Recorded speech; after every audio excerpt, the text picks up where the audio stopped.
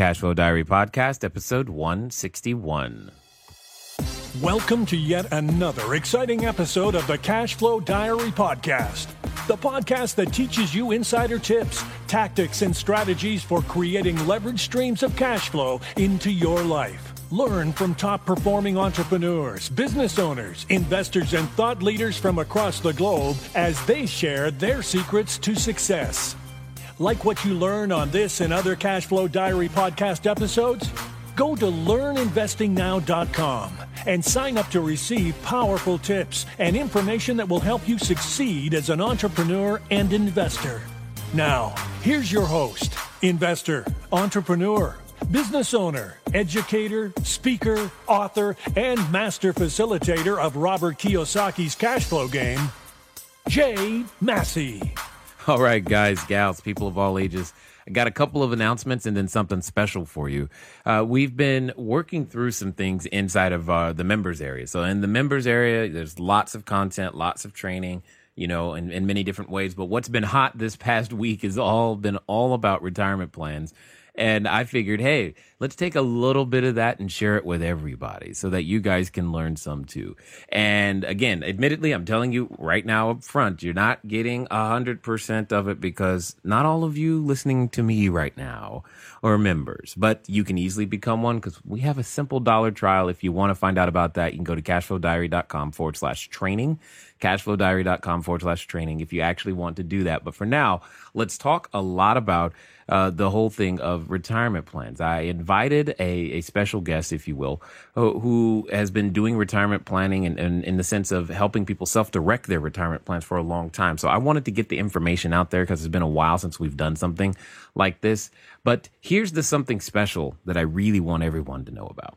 Many of you know that previous years we've done a special event with some professional basketball players and notable individuals before, and we partner with organizations to go out there and do a basketball and cash flow clinic. Well, the cool thing is we're doing it again. This time we're going to be closer to our own neck of the woods in the LA area. So we're still looking for volunteers. What does this mean? This means we're going to be playing the cash flow game where you're going to get to meet, yes, some notables from the area and whatnot. But this is about the kids, and we're going to do our best to help them learn basketball skills as well as cash flow game. And I'm putting a call out to all of you out there who know how to play this game, would love to help us pull off another incredible event like we did before in the Memphis area. We're doing it again. All you got to do is send in an email over to info@cashflowdiary.com. Again, that's info@cashflowdiary.com. Let us know that you would be willing to participate and help us out. It's May 2nd. It's all day. It's in the LA area. So if you're already going to be in that area, feel free to drop us a line and say, hey, I would love to help and volunteer. I've played the cash flow game before. Plus, you'd get to see me facilitate it with a group of kids, which I think is awesome. It's just fun. It's just going to be flat fun. So consider this your invitation. If you are available, that would be great. And last but not least, many of you know that what we are doing right now is we are pulling a drawing every week and until July 4th. So you have a shot to win every week. And today's winner is, his username was Scott9744. Scott9744, who left a review of the podcast. That's all you got to do to enter. So every week you just go over to iTunes, leave a written review so that I can know who you are. I will announce you as the winner here. Scott, SCOTT 9744. I need you to email us at info@cashflowdiary.com so that we know we are with your name and address and whatnot, because we can't send you a cash flow game electronically. As much as we would like to, it just doesn't work. So if you'd like to be entered into a chance, and again, this is going to happen. So if you entered this week, you'll be automatically entered in all the successive weeks by entering in this week. All of you who have already left a written review, you're automatically entered. Thank you very much. We're going for more. Now, I'm sure after all that, you're ready to get over to figuring out. And here's the key. This is why I wanted to share this. This information that you're going to learn on this particular episode, this was the key to us being able to raise our first, I'd say, at least $5 million worth of capital. So I'm going to say that you're going to want to listen to the entire thing and you're not going to want to miss a minute of it. And if you are one of the members listening right now and you haven't listened to this whole thing, well, the good news is that you can go into the members area right now and catch up on it. All of the pieces, uncut, unedited, etc. And you'll be able to make some progress and move forward. Anyway, enough of that. Let's get this thing on the road. The broadcast is now starting. All attendees are in listen-only mode. Hey, everybody. Glad that you are making the time. This is Jay. If you haven't heard my voice before, I'm glad that you are here. We are definitely getting everything set up while many of you are logging on and giving people a little bit of extra time. So I know that time is precious. We will definitely do our best to give you nothing but focused content so that you can go out there and become bigger, better, badder investors that I know you want to be, and looking for those ways to make that happen. So keep making sure that you can hear us. Make sure that you can, if you've got any questions, you can type them in the boxes. We are monitoring those as best we possibly can. The same with the chat. Ray has a question already, or not? Yes, it looks like it. Hold on. Ray says, happy birthday, Jay. That is correct. Today is my birthday. Thank you. Oh my gosh. Ray. That's pretty funny. Yay, happy birthday. Thank you, Karen. Thank you, guys. And that is good stuff. So, yes, we know that Ray knows how to use the question and chat box. That's good. If you have a question, feel free to go ahead and do the same thing. We are here. You can raise your hand. You can ask the questions. We're doing our best to monitor them. And as best we possibly can. We'll get started here in about 30 more seconds, and we'll kind of go from there. Okay, everybody. Thank you. Happy birthdays. I appreciate it. Thank you, Jill. Thank you, George. Those are good things there. Most people tend to remember it's more Christmas than my birthday, but it's all good, Ray. See what you started. So this is good stuff. Good stuff, guys. Good stuff. Well, at least nothing else. I know that you can hear me because you're responding. So that's great. That's good. And I think you guys are going to enjoy the information. And some of you are going to see some pictures of some deals that, at least from me, that you've never seen before. At least I don't think you've seen them before, and types of what really can be done here. And it's going to be exciting. It's going to be exciting. I promise you we're going to use every second. And if you've got a question, the moment you have that question, you need to go ahead and type that in. In fact, if you know you've got a question about how to use retirement plans, or even what self-direction is for myself or Karin, now would be a good time to start that, because here's the thing. Once we get started, it's always tough to get to every question. And what's really going to help you get your question answered is to have it in there earlier. So that would be good. That would be good. We have someone from Italy, Thomas. Welcome. Thanks for joining.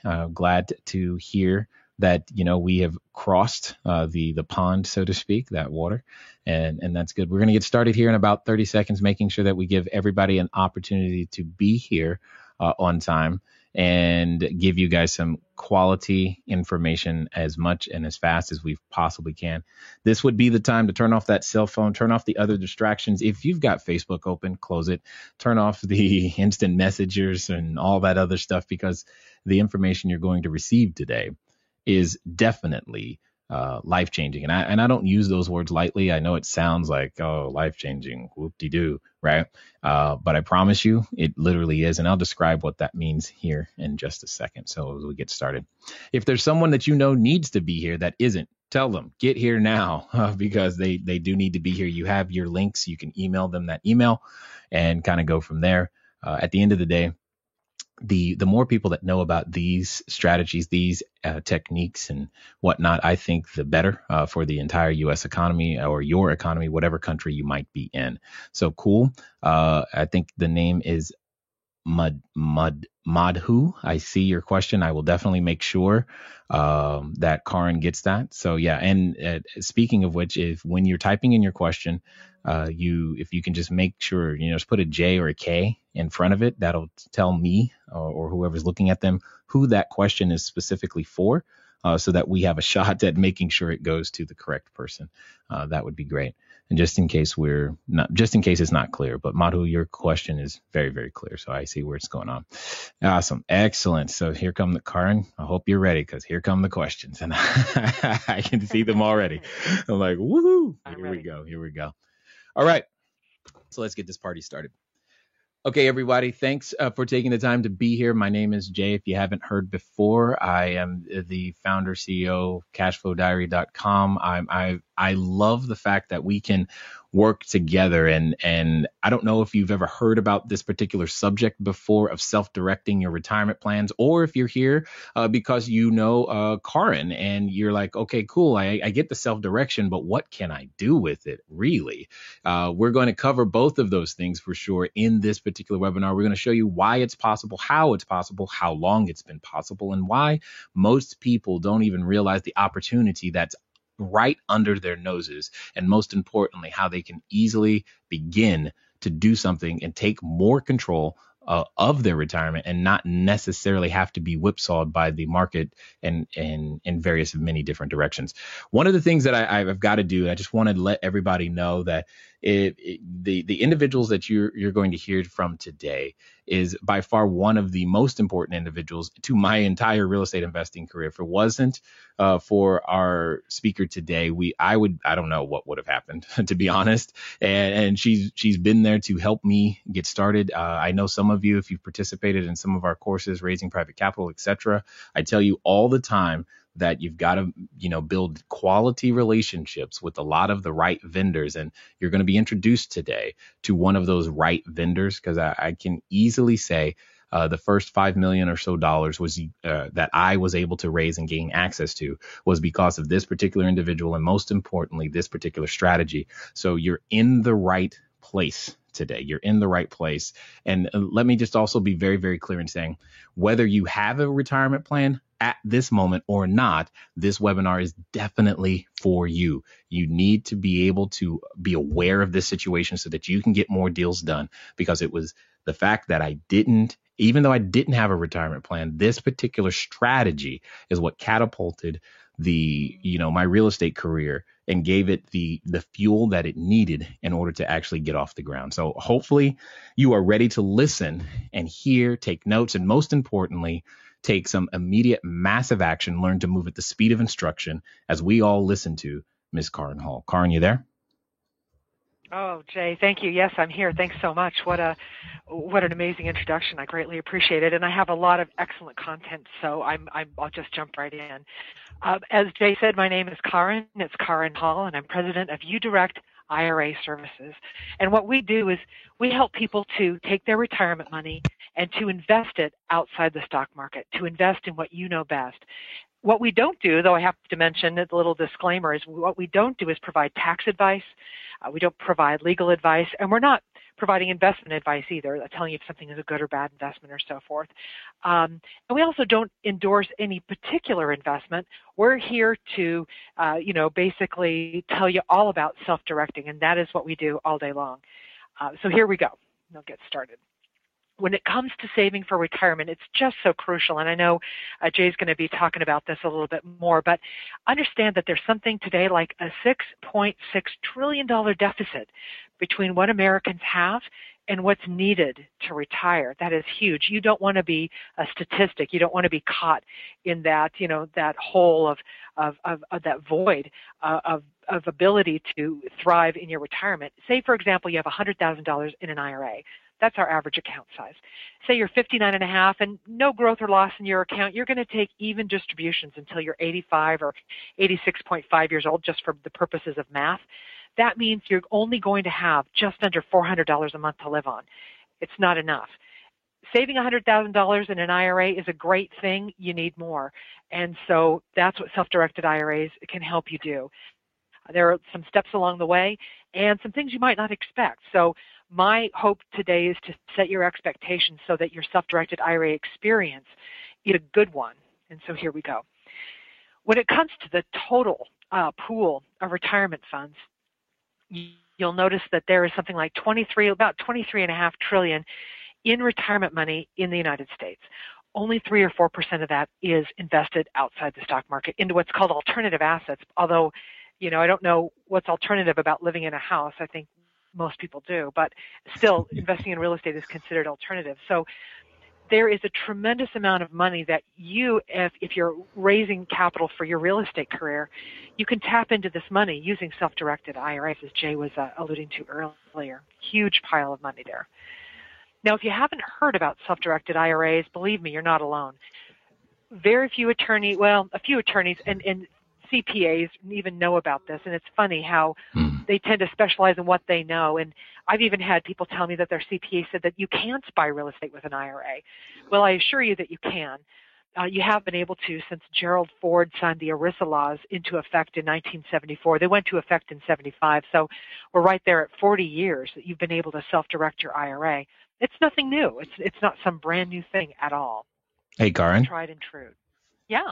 Just as a side note, I was born in 1974. It was a really good year. Oh, there you go. And it was this day in 1974, correct? Was it? I didn't know that. That would be awesome. If it was, I don't know that part, but that would be great. And I guess you go. The thing that I want to underscore on that one, not so much that was the year I was born, but guys, oftentimes we are not aware of what is available and how long it's been there. It may be new to you, but it's not new. So just keep that in mind as she continues. Thanks. And the truth of it is that this is a strategy that the wealthy have known about all along, and it's really come to the forefront ever since the recession when there was such a lack of access to capital. What am I going to do? I need to raise money. How am I going to find it? And suddenly everyone realized self-directed IRAs existed, and then our industry really boomed at that time. So to continue, we get people who call us and they look at our website and they say, oh, okay, I see these IRAs, but which one's the self-directed one? So that is a really important question. There are 6 kinds of IRAs, all right? The traditional, the Roth, the SEP, the simple, the inherited, the spousal IRA. An IRA is an IRA. What makes it self-directed is the ability to invest outside the stock market. So maybe you've got money with some large company and you're invested in the stock market. You call them and you say, I want a self-directed IRA. They say, oh, great, we have those. What they mean is you can choose any stock, bond, mutual fund, or CD that you want. But a truly self-directed IRA lets you invest in alternative assets, like is mentioned here, on the slide that you're looking at: rental property, commercial land, investing in private companies, having your IRA be the bank and lend money to someone else. So many different things your IRA can do, even buying precious metals, and we store them. So your IRA can hold the physical metals, not just a stock in metals, but the actual metals themselves. So many different things that a truly self-directed IRA account can do. And we only offer self-directed IRA plans. Now, this is an important thing to talk about. When you're investing, you really need to, like Stephen Covey says, begin with the end in mind. Investment includes risk. And so what if you do lose money in your IRA? What are you going to do? Well, first off, losses can't be written off. So that's one thing to know. And also, they're not easily replaced. And that's because an IRA has contribution limits, and you can only put so much in. But another thing to understand about a self-directed IRA is when your IRA does lose money, that's unfortunate, and that sometimes happens. But then you also have to obtain a valuation proving that the IRA lost money. So that's good to know. We don't want you to go there, but you need to know that up front. If you're going to play the self-directed IRA game, know all the rules, play to win. So there we go. What are the limits? What's nice is that the IRS doesn't tell us what we can invest our IRA funds in. They only tell us what we can't invest in, and it's a short list. The IRS says we're not going to invest in life insurance contracts. The IRS says we're not going to invest in collectibles. Pretty short list, 2 things. We're also not going to invest in S corporations because S corporations don't allow non-human entities to buy shares, but your IRA could make a loan to an S corporation. So there's that. So just some of the limits, not very many. Now, you're going to self-direct, and you've got money in your current employer's retirement plan. You want to use that money. The truth of it is you probably won't be able to self-direct those dollars until you leave that company. This is really important to know. Again, wanting to help you to play to win, knowing the rules. The funds with your current company are going to stay there for the most part, but you can go to the plan administrator. You can say, does my retirement plan have what's called an in-service transfer provision or even though I'm working here, I'm in service, I can still transfer some out into an IRA. The only way to know that is to call the plan administrator and ask about the plan document. What does it say? Okay. So with that said, you really have to wait until you leave your employer to use your 401k, 457, 403b dollars to self-direct into an IRA. Let's talk a little bit about the rules and what you can't do. Well, what you can do is tremendous, but what you can't do, it's pretty important to know that. Again, we want you to have the right expectations so that you have a great process and you really know what's coming up next. Prohibited transactions, they're mentioned a little bit in IRS Publication 590. You can find it on the IRS's website. It says you're not going to borrow money from the IRA.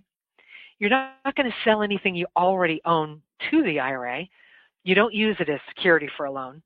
And you're not going to use an IRA for personal use, present or future. Super important. Now, another thing about self-directed IRAs, I don't know of anywhere else where this exists. Some people are qualified and some people are disqualified to the plan. All right, so the disqualified people, they're your lineal ascendants and descendants, the people who go up and down your family tree. All right? Those people are disallowed. You, your spouse, your parents, your grandparents, your kids, your grandkids, their spouses, plus anybody offering services to the plan is a disqualified person. Got it. But the people who are allowed, oh yeah. Yeah. Well, and that's exactly where we have a couple of questions on this one topic right here that have already come in, and I just want to make sure that we squeeze them in literally as they come up. And it's let me see. Looks like Madhu again says, can my Roth IRA partner with my husband's Roth IRA to purchase property? Oh, great question, and I will have a few slides about that. The answer is yes, if you fund concurrently. So stick around because in just a couple of slides, I'm going to be talking about that very thing. Got it. And then the other regarding the rules, the question is does this work with the Canadian RRSP? It doesn't. An IRA is from the Internal Revenue Service, Department of Treasury, Department of Labor. You know, it's an American thing. You have to be an American citizen. Okay, excellent. Okay, cool. And I think that's all of the questions that pertain to what we're talking about at this moment. Okay, great. Well, to pursue and continue on with the qualified person idea, if you're thinking about your family tree, now we know up and down the family tree they're disallowed, but out to the sides, the branches on your family tree, so to speak, to continue the analogy, those people are allowed. So your aunts and uncles, your cousins, your brothers and sisters, all of those people, nieces and nephews, they are allowed. So what I'd like to do now is take what I've said so far and really get to the point about what we want to avoid with prohibited transactions. If self-directed IRAs were a game, it would be a game of keep away. Keep away from prohibited transactions. So here we go. Number one, neither you nor any of the disqualified people up and down the family tree can benefit from the IRA. So that's personal benefit, present benefit, indirect benefit. And the IRS is, pretty serious about that. So let's talk about that. That means that your IRA is not going to, for example, make a loan to a company that you already own. I just got a call a few minutes ago and somebody said that they have some clients of theirs and they're all brothers. They already own a company and they all want to take their IRAs and invest in the company that they already own. It would be a prohibited transaction because they already own. That's actually back into number two. It's number one and number two prohibited transaction. They cannot benefit from the IRA by investing their IRA dollars into a company they own, and they also can't buy, sell, or exchange property between the plan and themselves or a disqualified person. Prohibited transactions. Another example is indirect benefit. So your IRA can make a loan, for example, to your sister-in-law, but then your sister-in-law can't go around and then invest that money in your company because here's the money starting with your IRA, going to your sister-in-law, that's fine. But if the money goes back into your IRA, you see it's made this circle around the block back into your IRA. Now you've received indirect benefit, and it's a prohibited transaction as well. So we've covered number one and number two. You're not going to buy, sell, or exchange assets between the plan and someone who's disqualified. Number three, a disallowed person, these up and down the family tree people, can't provide goods, services, or facilities to the plan. All right, here's what that means. In the case of these brothers, there are several reasons why it's prohibited, but also because they're managing and running that company that they want their IRAs to invest in. They're providing services to that asset that they want their IRAs to invest in. That's disallowed. From time to time, we'll see a real estate deal where the account holder is listed as a listing agent. Even if they don't get paid for it, they're not allowed to provide services to the plan, even for free. Say your IRA owns a house, and the house, you've got renters there, and the lawn needs to be mowed, so you think, oh, I'll send my son out there to do it. Your son is a disallowed person. He can't mow that lawn, even for free.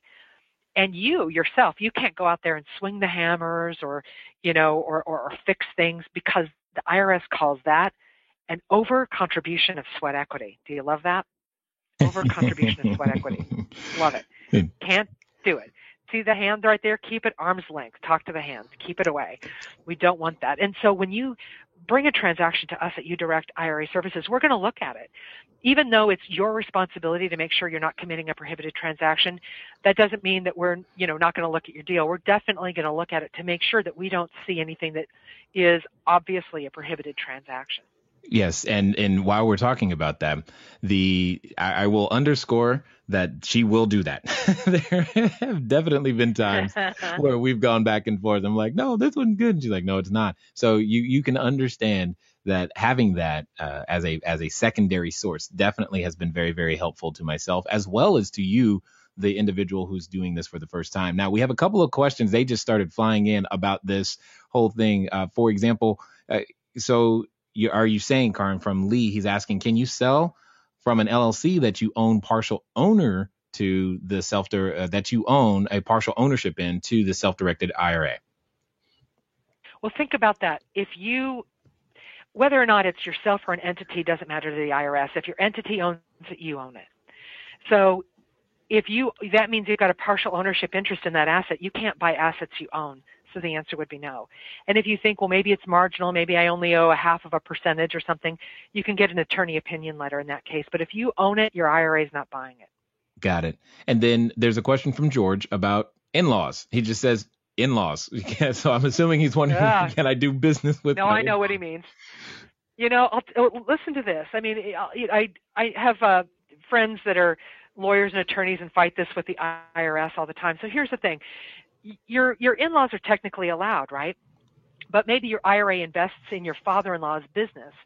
And now here it is, the holidays, and now your father-in-law gives you a car, all right? Did you just benefit because of your IRA? Are you going to have to sit down and prove that you didn't to the IRS? I'd stay away from stepchildren, stay away from in-laws, because it's just a gray area. Too many questions. That's my opinion. Got it. And then there's a question from Thomas. It's like, if I set up an LLC then with a few friends to buy a property, am I prohibited from using my mother's IRA funds, or since it's an LLC, is it allowed? Thomas, it's disallowed, because the IRA-owned LLC, sometimes called the checkbook IRA, it is the IRA. It's just a pass-through entity for the funds. It's just a container for the IRA money. So all the IRA rules that apply to the account directly apply to the IRA-owned LLC. So no, your mother could not invest because your mother's a disallowed person. Got it. And we've got two more questions on this whole thing. I think this is a hot topic right here, is that if a person cannot benefit from an IRA, can they still invest their IRA in a property in which they own a portion of the interest in a property under that LLC? And that was no, because Austin. Again, it's yeah, and the truth of it is if you own it, stay away from it. Arm's length is the rule. Keep it arm's length. Okay, and then the last one here on this topic, it says, okay, and this is from Tim. Can I use my 401k solo plan to invest in an LLC that a company I own will manage? My company will not be swinging hammers, etc., but will oversee the contractors doing the work and managing the finances. Think about this. If you get paid from the company that's managing it, are you benefiting directly from your retirement account? I'd say yes. Can you sit in front of an IRS auditor and say with a straight face, I received no benefit? Yes, my 401, my solo K owned this property. The company I personally own managed the company. I derived a paycheck from the company I personally owned. How can you sit there and tell the IRS that you received no personal benefit. So it quacks like a duck. It walks like a duck. It is a duck then. Yes. All right. Let's keep going. Okay. All right. Prohibited transactions. What I forgot to say, this is why I reversed and went back to the slide, is, hey, what happens if you commit a prohibited transaction? I mean, it's just prohibited. It doesn't sound that bad. It's not, prohibited is just kind of a light word. Well, here's what happens. If the IRS determines you've committed a prohibited transaction, your entire IRA is dispersed to you as a taxable event, like it never existed. So that can result in all kinds of things like back taxes and penalties, and it can be extremely expensive. And it's not just maybe your IRA has a $100,000 property, in Kansas City, but it also has, $200,000 in idle cash or something like that. The entire $300,000, the entire IRA is dispersed to you as a taxable event, not just the asset that was prohibited. So you do not want to go to prohibited transaction land. It's keep away from prohibited transactions. And we do everything that we possibly can to educate you about this. And we're always available. If you've got questions, hey, Karin, what do you think? We'll tell you what we think, and we can, if it gets legal, we can send you to, lawyers and experts who can go deeper into the legal aspects of whether something's prohibited or not. Just so important, because these retirement accounts are so that you've got abundant wealth in your old age, as you grow older, right? We want you to keep that wealth. We want you to do well, and we don't want you to commit a prohibited transaction. Okay, moving on. This is important to know, too, if we're talking about self-directed IRAs as a game that you're going to play to win. You need to know who are the players in the game. Now, there's you, and you're obviously driving the bus. It's self-directed. It all begins with you. I'll just say that. Then there's your IRA. But when you are investing your IRA into an asset, guess what? You don't sign the purchase contract. What? What a surprise. Yes, it's because you are not investing. The IRA is investing. So we sign it on behalf of the IRA. How do you like that? Surprise, if you didn't know that. That's why I'm so glad you're listening to this webinar, because these are the things that you might not expect when you're self-directing your IRA, and you're all ready to go. You've got this game plan. You're moving ahead like a freight train, and then here comes a brick wall. What do you mean I can't sign this document for my IRA? So know these rules up front so that you have a very smooth transaction. UDirect IRA Services, major player in this game. In fact, we're your point of contact for everything in your IRA. When I founded the company back in 2009, I was looking for a custodian to hold our company's funds. I looked at banks. In 2009, no, banks were dropping like flies. I thought that's not a safe place. Plus, banks are depository. They're getting checking and savings accounts, money coming in and out all day. They're making loans. I preferred the non-depository trust company custodian. So I selected a trust company called American Estate and Trust to hold our clients' funds. And so we've had a good relationship with them for the last 5+ years. And it's just growing leaps and bounds. So it's wonderful. So these are the 4 players in the game. Know that going in so that you're not surprised. We want you to have a game plan that's not going to it's not going to blindside you. I think that's what I'm trying to say. So let's talk about buying real estate with your IRA. And the reason I picked that asset is because most of our account holders, that's the one asset they invest in the most. These rules apply to other assets as well, but we'll just use real estate as an example. So the upside to buying real estate with your IRA, guess what? Any money that comes back in is tax-free in a Roth or tax-deferred in a different kind of account. Yay. So that's wonderful. You don't have to pay income tax. And you know that new Obama tax of 3.8%? You're never going to get hit with that if you're investing with your IRA. That's great. So there's no time limit for holding the property. The IRA buys it today.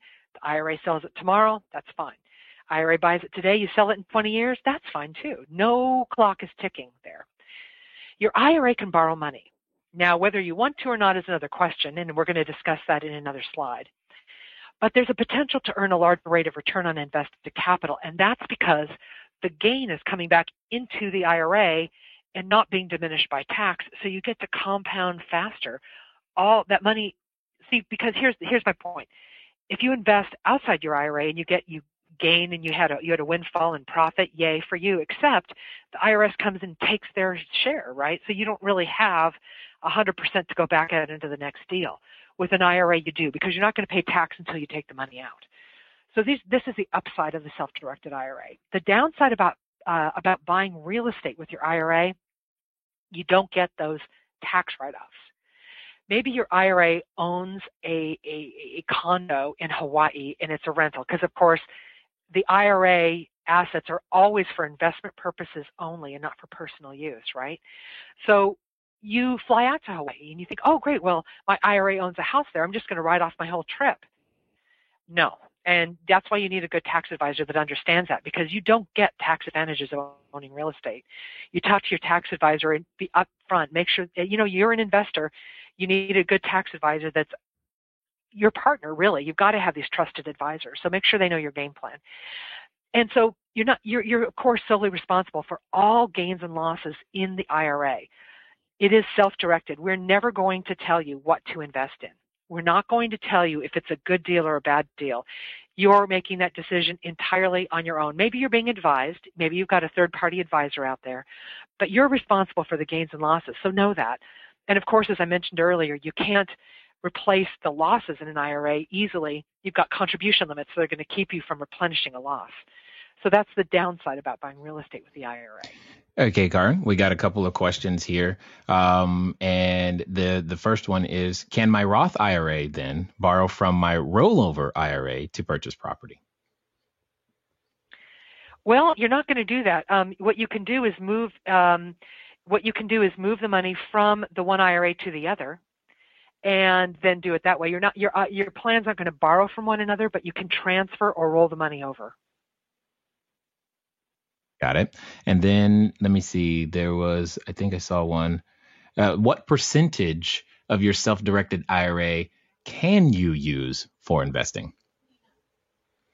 Really, pretty much 100%. We ask that you leave a minimum balance of $325 in the account. It's not going to break you pretty much, but everything else can go out into your investments. Got it. And then we have a question from Austin. It says, if investing in an LLC in which the IRA holder is a member is prohibited, how might one structure a multiple partner deal on the acquisition of an investment property? Call a lawyer. Yeah, I knew that was coming. I was like, I know exactly what she's going to say on that one, because that's kind of my response as well. While there are many best practices on that particular type of question, Austin, there are just so many extra concerns that come into play, and you're going to have to work with competent counsel to make that one work. And if you need referrals, Jay knows people, I know people we can refer to you who understand what a self-directed IRA is. Got it. And then the last one, looks like on this particular, it says, so what would you recommend in making available your close relatives' IRA funds? I'm sure I can convince my mother to invest in a project with me, her son, but strangers seems like a long shot. Now, I'm going to address this. Karin, I'm going to take this one. I will address this one later when I begin to talk, Thomas. So if I fail to please bring it up again, and I'll make sure that we definitely cover that one for you, because one thing everyone should know, I've never had any of my relatives in any of my deals, and we've been doing millions of dollars of this stuff for a number of years now. So while I hear you, it seems like a long shot, but you can totally get there, Thomas, and we'll talk about that when I get a shot to go. All right. Love that. Okay. All right. So basically, to continue now, your IRA can borrow money. And what's great about that is that you may not even know that. And I used to be a lender. I used to be a mortgage lender. And boy, I was surprised when I found out that the IRA can borrow money. So here's what it is. It's not the way you would expect, I promise. What you might expect is that you go out to a loan officer and go get a loan. It's not like that at all. It's called a non-recourse loan. And what it really is it's like a commercial loan. And it's not made to you. It's made to the IRA. So what makes it non-recourse is that upon default, the lender can only come against the subject property. They can't come against you personally. They can't come against any other assets in your IRA. So that's good, right? Non-recourse, your IRA can do it, loan made to the IRA. But let's examine this a little bit further, okay? So upon default, we already kind of covered that. So to go on, that there are not a lot of lenders to choose from. I do have a list, though. If you'd like a list of non-recourse lenders, we put it together as a courtesy for people who are asking. I'd be happy to send it to you. Just email me at khall at the letter U, udirectira.com, khall at udirectira.com, and I'll have that on my last slide as well if you want to write that down. I will be happy to send you a list of non-recourse lenders. Now, they're going to require a large down payment. Know that. Your IRA is going to need to come up with 40, 45, 50, maybe 60% of the capital, but this non-recourse lender will lend the balance. Now, you can't personally guarantee a loan to the IRA. You can't do that because you're disallowed to your IRA, but it could be personally guaranteed by a third person as long as they're not disqualified. So that's good to know. Your IRA can borrow money. However, the next slide, if your IRA borrows money, the proceeds your IRA receives because of borrowed money can be taxed. Wait, you say, an IRA it's a tax-free, tax-deferred environment. Yes, it is, unless you do two things. Number one is have the IRA borrow money. The other one is have your IRA run a business. UDFI is the tax that you come up against when your IRA borrows non-recourse debt, unrelated debt-financed income tax. When your IRA runs a business, and by the way, flipping property can be running a business in your IRA. So you want to be careful. You want to talk to your tax advisor. You want to go to the IRS's website, look up Publication 598, read about these taxes. When your IRA owes them, your tax person now creates what's called a Form 990T and takes care of that. And so those taxes are paid. Now, understand this too, that your IRA will pay the UDFI tax if it owes it now, this in the tax year, whatever. But then when you retire and you take the money out, you're still going to pay income tax on the gain. It doesn't mean that it's a deal killer. It just means begin with the end in mind, pencil it out, understand these things are there. Are you still going to make a profit? If the answer is yes, then you probably want to go forward. So just know that these things are there. Okay, so if there aren't any other questions, I'll go on to say that when you're buying real estate, how do you get a house? How do you get a commercial building? How do you get a piece of raw land into the IRA? Well, the number one thing is open a self-directed IRA account, and it seems pretty obvious, but I'll tell you what, it's not. So many times I get the phone call where someone says, hey, Karin, this weekend I was shopping for property. I made an offer on a property. Now I want my IRA to buy it, and they don't have an IRA.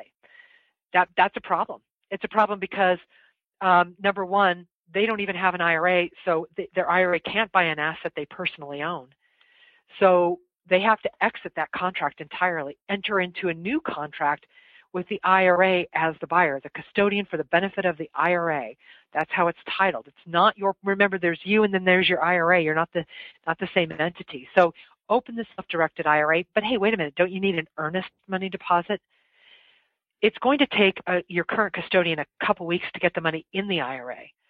So what you want to do is open the account, get the money into it. Again, it's going to take this third party a couple weeks to put the money in your new self-directed IRA, then shop for a property, because then you're going to have the earnest money in your IRA. Then you're going to be able to have the capacity to actually, go forward with a contract or have your IRA do it.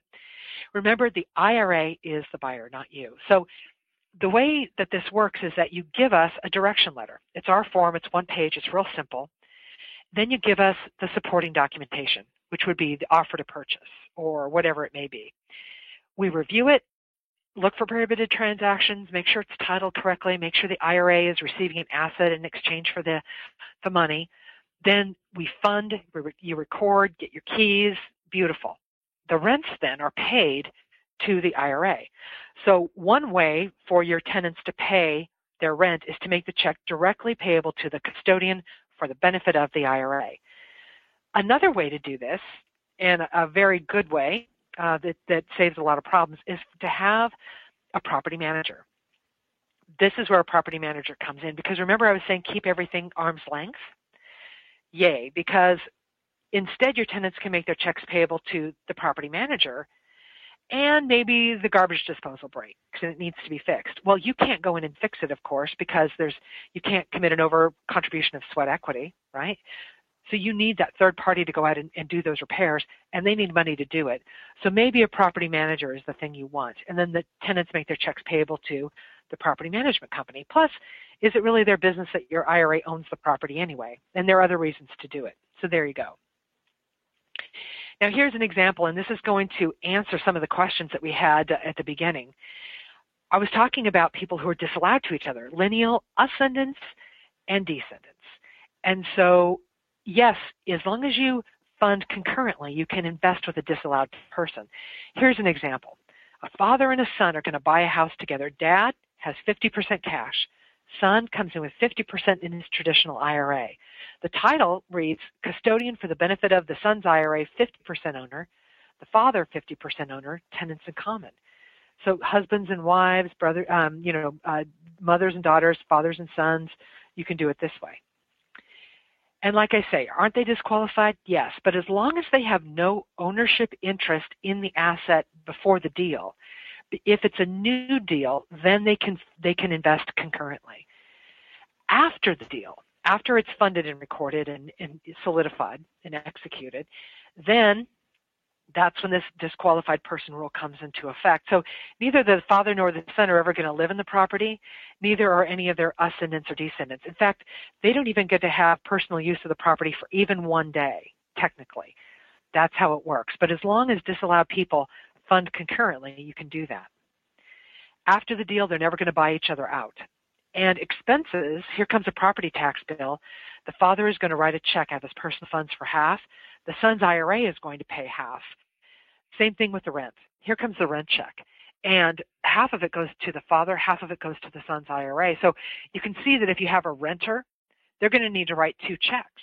One to the father, because the father can't get 100% of the rent and give half of it to his son's IRA. That's a prohibited transaction.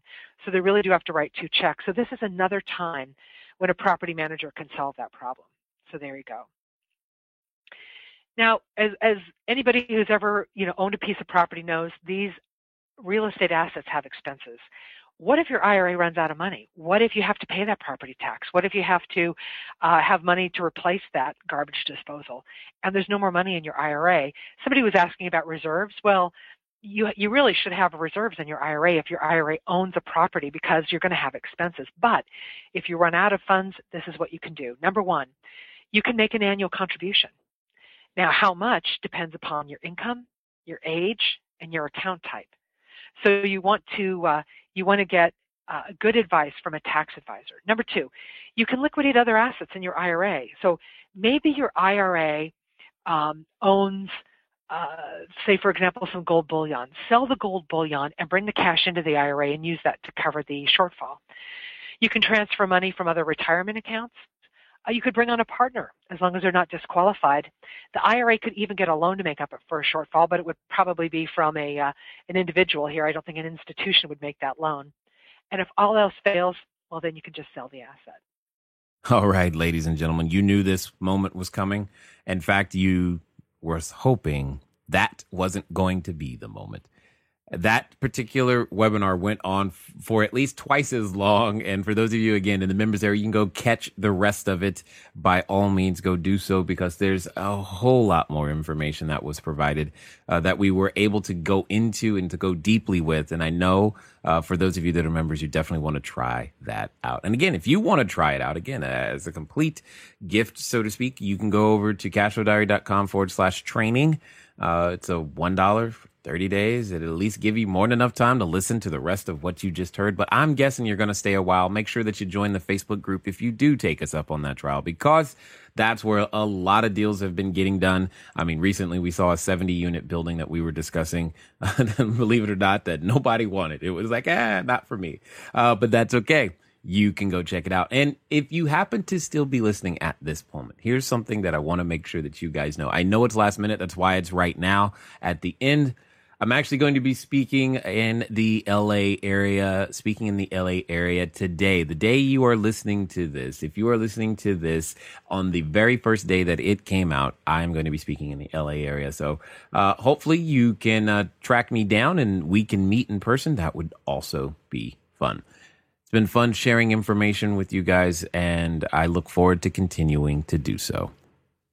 Until next time.